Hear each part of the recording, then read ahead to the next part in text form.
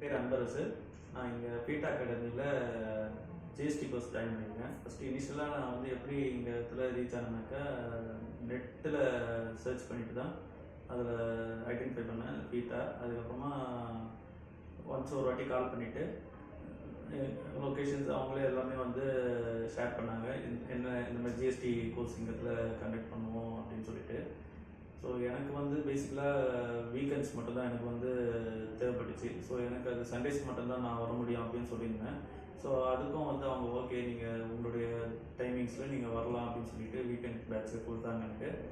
So இதில் வந்துட்டு பேட்ச்சில் வந்து ஒரு 2-3 மெம்பர்ஸ் தான் இருப்பாங்க. அதாவது எதுக்கு சொல்ல வரேன்னாக்கா, அவங்க வந்து 10 பேர் 15 பேர் உட்கார வச்சுட்டு மொத்தமாக சொல்லிக் கொடுக்காம ஒரு ஈச் அண்ட் எவ்ரி ஸ்டூடெண்ட்டு இண்டிவிஜுவலாக வந்து அவங்க வந்து கான்சன்ட்ரேட் பண்ணிவிட்டு அவங்க வந்து கிளாஸஸ் எடுத்தாங்க. ஸோ என் ஃபேக்கல்ட்டியும் வந்து நல்லா ரெஸ்பாண்ட் பண்ணாங்க. கிருத்திகா மேடமும் எங்களுக்கு 9 to 11 அந்த பேட்ச் நாங்கள் வந்து 2 hours எவ்ரி சண்டே நாங்கள் வந்து